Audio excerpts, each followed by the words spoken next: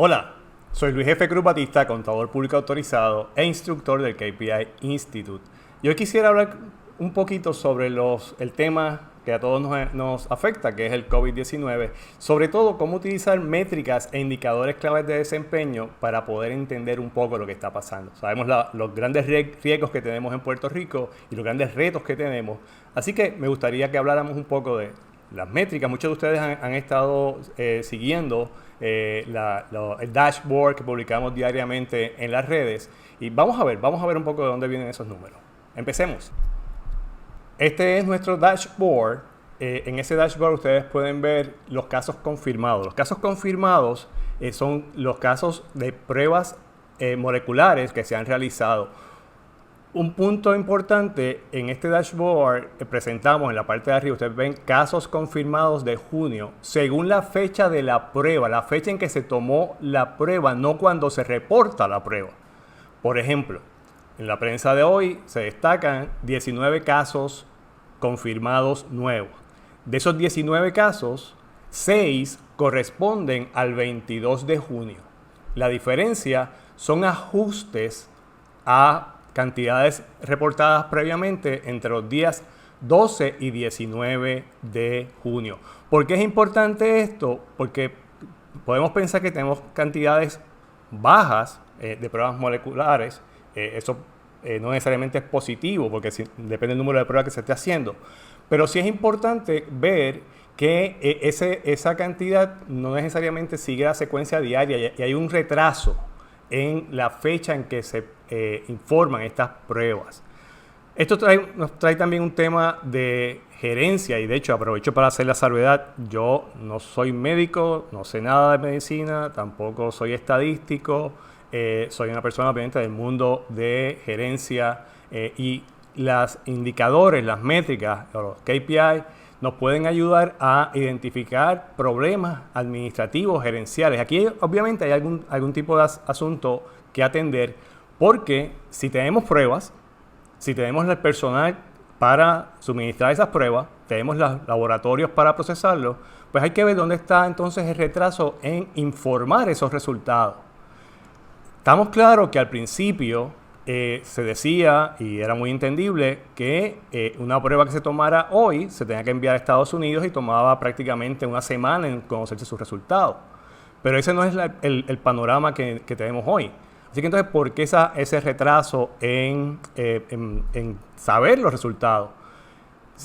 Aquellos de ustedes que vieron el dashboard de ayer van a ver que el último resultado hasta ayer era el 19, o sea, el viernes 19 de junio. O sea, estuvimos una semana sin reportar pruebas a nivel de pruebas actualizadas, ¿no? Todas las que todos los días se reportaban eran en gran medida ajustes al 19 de junio o previo al 19 de junio. Así que es bien importante no solamente ver los casos confirmados, y ya estamos más que claros entre la diferencia entre los casos confirmados y los casos posibles por el tipo de prueba. Así que vamos a mirar esos casos confirmados, que son 1.602, pero también cuando veamos en la prensa el reporte que nos hace el Departamento de Salud, de hecho estos números que están viendo son del Departamento de Salud en su página web, pero también además de ver la cantidad que se reporte, por ejemplo 19, vamos a preguntarnos a qué fecha corresponde la prueba que se está reportando hoy. Una cosa es la fecha en que se tomó la prueba, otra cosa es el día que se reporta esa prueba. Mientras menos tiempo pase entre tomar la muestra y saber el resultado, mucho mejor. Así que ahí vemos esa diferencia que es bueno destacarla. Ven los casos posibles, 5.464. Esto lo estoy presentando solamente para destacar que este número, para aquellos que no somos científicos, no somos estadísticos, pues realmente no tiene tanta relevancia, porque realmente ya sabemos que ese número son todas las pruebas rápidas que se realizan, pero por ejemplo, entendemos que si alguien da positivo a una prueba serológica, a una prueba rápida, hay que hacer la prueba molecular para confirmar el caso. En esa situación, pues ese número se tiene que ajustar. Por ejemplo, una persona que se le haga una prueba rápida o serológica hoy y da positivo y mañana se le hace una prueba molecular y da negativo, pues entonces hay que ajustarlo. O sea, esos 5.664 va a seguir creciendo, pero no es un número real. De igual forma, si la persona da positivo o negativo, hay que ajustar ese posible caso.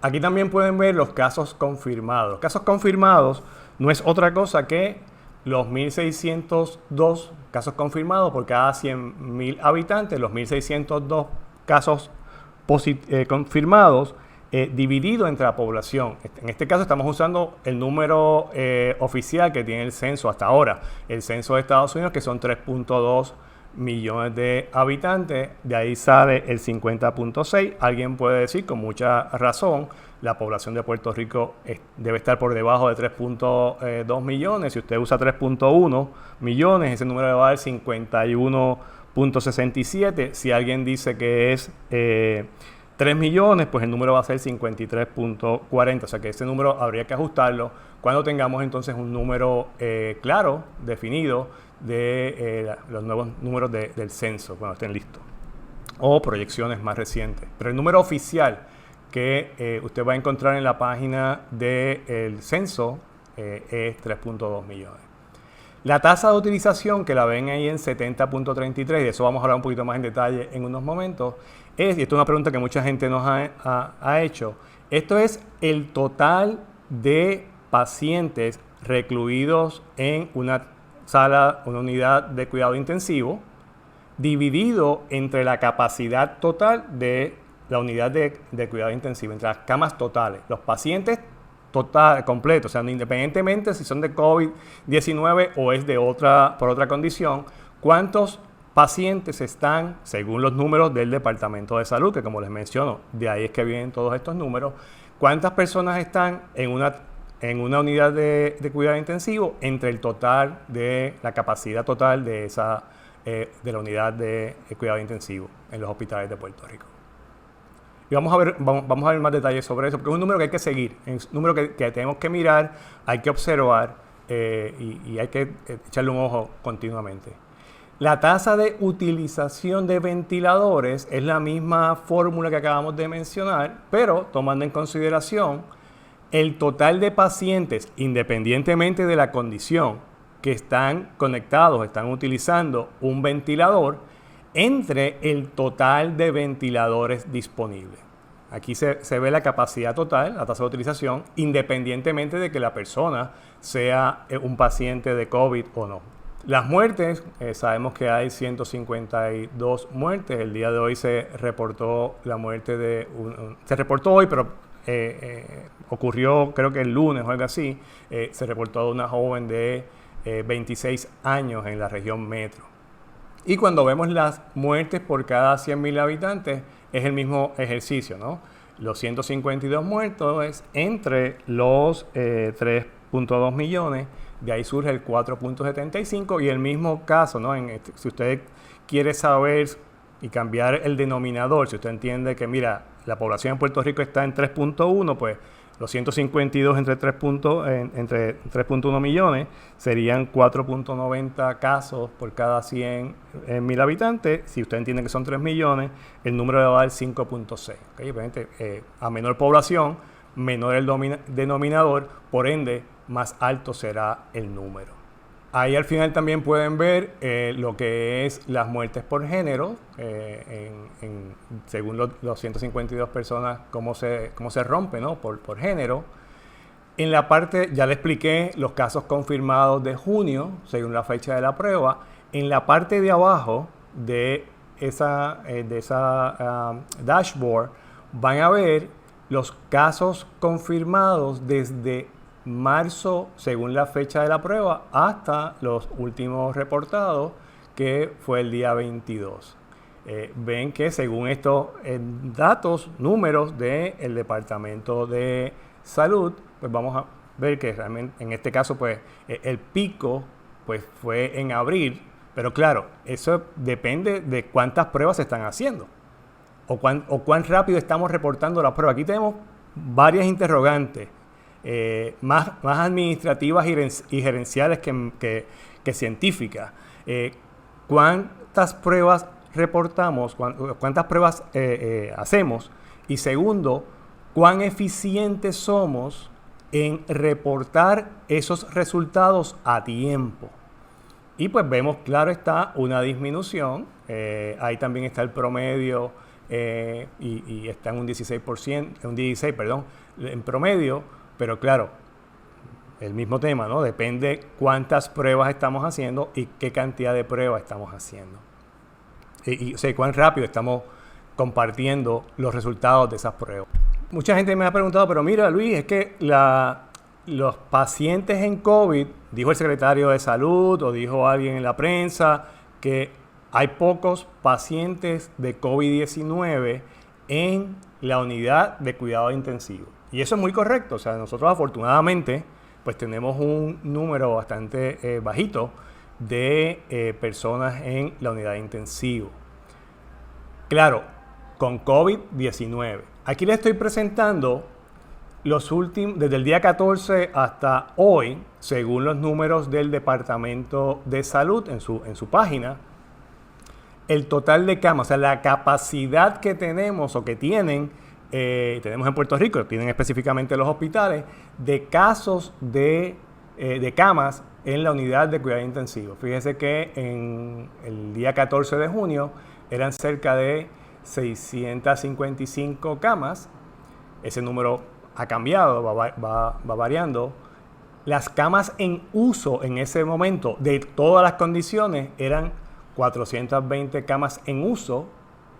La tasa de utilización en ese momento era un 64%. Y solamente 6 pacientes en la unidad de cuidado intensivo estaban ahí por una condición de COVID-19. Y así podemos ver cómo entonces el día 15 la capacidad cambió a 674. Los pacientes totales 427 y una tasa de utilización de 63, 8 de ellos con COVID-19. Aquí hay un término y un KPI bien importante que debemos atender y prestar atención, que se conoce como el factor de crecimiento diario. Y no es otra cosa que comparar los casos de un día en específico, digamos los casos de hoy, versus los casos de ayer y ver el crecimiento. Un factor de 1 quiere decir que los casos se quedaron igual. O sea, si en el día 15 hubiésemos tenido 6 casos, pues ese factor hubiese sido 1. Tenemos 8, así que ese factor es de 1.33. ¿Qué quiere decir eso? Que aumentaron los casos de personas en la unidad de cuidado intensivo. Así que hay que mirar ese factor, todo número o todo factor de crecimiento por encima de 1, quiere decir que hay un aumento en relación a ¿qué? En relación al día anterior. De igual forma, si ven el próximo día, y no los voy a aburrir con cada uno de los días, pero si ven el día 16, había en ese momento 666 camas totales en la unidad de intensivo, de las cuales 424 se estaban utilizando, había un 64% de utilización, 9 personas en intensivo por causa del COVID-19, nuevamente un aumento. Y fíjese que entonces el factor vuelve a crecer. Y este es el peligro de que sea constantemente por encima de 1, porque entonces sería un crecimiento exponencial, ¿no? Seguiría todos los días creciendo. El próximo día, el 17, de 678 camas disponibles, capacidad total, 444 estaban utilizándose en total para un 65%, 8 personas por COVID-19. Fíjese que hubo una disminución, así que el factor de crecimiento en este caso sería por debajo de 1. O sea, esa es una buena noticia. En cuanto a pacientes de COVID, baja a 0.89 y así por el estilo podemos ver cómo se comporta ese factor de crecimiento diario. Llegamos entonces, y fíjense que en gran medida del día 14 al día 19 por ahí estaba en 60 y pico, 64, 65, 68. El día 20 llega a un 71%, se mantiene en 69, 71, o sea que aunque no tengamos necesariamente un aumento sostenido en pacientes de COVID en intensivo, afortunadamente no es así, y ese factor aumenta, está a veces por encima de 1, a veces está por debajo de 1. De hecho, el día 24 fue 9, igual que el día 23, por eso ven que es 1. Desde el punto de vista de COVID-19, pues no hay, afortunadamente como mencioné, tantos pacientes en la unidad de intensivo. Pero cuando vemos el uso completo, el uso de la unidad de intensivo, independientemente de la causa, vemos que empezamos con 420 el día 14, ha ido subiendo, ha ido bajando un poco algunas veces, pero si se fija desde el día 22, que habían 430 con una utilización de 69%, sube a 460, sube nuevamente el día 24 a 675, sube a 488 el día 25, perdón, 24 fue 475, 488 el día 25 y el día 26, o sea, ayer, lo que reporta el Departamento de Salud, son 481, hay una pequeña baja y otra vez vuelve a subir a 486, o sea que estamos consistentemente, por lo menos en los últimos 4 días, en un 70 o por lo menos por encima de un 70% en la tasa de utilización. Interesante que pues, tenemos 20 camas más disponibles en la unidad de intensivo, ¿no? De 670 sube a 691. Como les mencioné, yo no soy de ese mundo. Sí sé, por ejemplo, desde el punto de administración, pues uno habla de un range o de un rango relevante, ¿no? Estos son unas estructuras llamadas hospitales que tienen unas facilidades, unas áreas de cuidado intensivo que tienen camas, y eso incluye, además de la cama, todas las facilidades necesarias, incluyendo el personal para manejar esos casos de intensivo. Así que no estoy claro cómo es ese aumento de 21 camas adicionales de un día para otro. De hecho, es la cantidad más alta en esto desde el día 14 para acá. Así que es interesante pero es importante porque eso impacta el porciento de utilización. O sea, esos 21 camas más, aunque tiene 5 pacientes más, pues la utilización disminuye porque aumentó el denominador, aumentó la capacidad. Y eso pues es un número que es interesante porque ha estado moviéndose, ¿no? Si se fijan aquí en este range que estamos presentando, en este rango del día 14 al día 27, pues ha estado de 626 hasta hoy, que es el más alto, de 691 el total de camas. La gente de hospitales y demás, y gerenciales y médicos, pues tendrán una explicación a ese tema que yo obviamente pues no puedo darla porque no sé de ese tema, ¿no? Pero solamente levanto el punto de que ese número va a ser el denominador, así que pues bajó el porciento, o la tasa de utilización disminuye de 72 a 70, aunque los pacientes aumentaron de 481 a 486, pero la tasa de utilización disminuye porque las camas aumentaron, lo cual, si el número está correcto, y partimos de la premisa de que debe estar correcto, ¿no? Es una buena noticia porque hay más capacidad, de camas en intensivo a 691. Antes de terminar, quisiera mencionar muy brevemente, lo que es el KPI Institute. Como les mencioné, soy instructor del KPI Institute. El KPI Institute es un líder global en lo que son sistemas de medición y gestión de desempeño. Y nos dedicamos a eso, nos dedicamos a la investigación y a la educación en lo que son sistemas de investigación, de medición y gestión de desempeño, específicamente el tema de indicadores claves de desempeño, o KPI por sus siglas en inglés. Y es importante que veamos esos KPI, veamos esa información. Les voy a dejar por aquí un video que establece la diferencia entre métrica y KPI para que lo puedan ver. Así que es importante que estemos claros y dónde pueden estar los peligros, dónde puede haber, hay que estar pendiente a la información, hay que estar pendiente al detalle.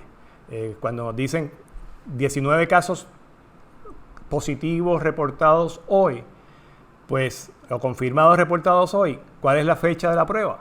Cuando dicen la tasa de utilización disminuye, pues ¿cuál es el numerador? Las personas en la unidad de intensivo, camas utilizadas, y cuál es el denominador, el total de camas. Así que hay que estar pendientes de esos detalles.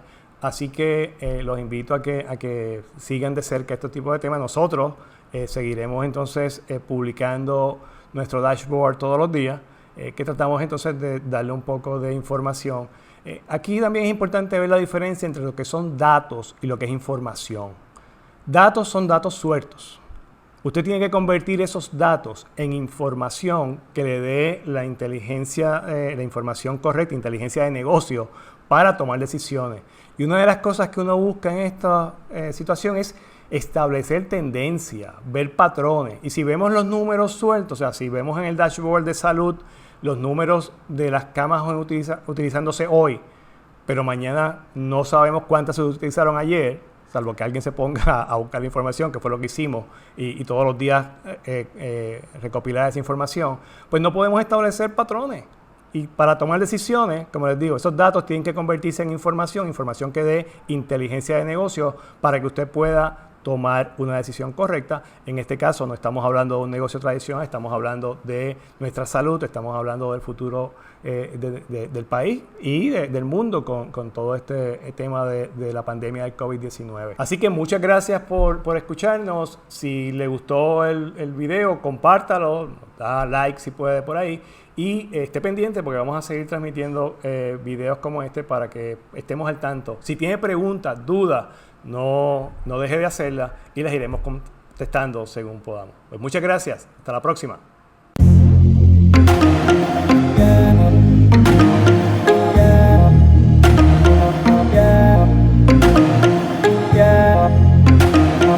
Yeah.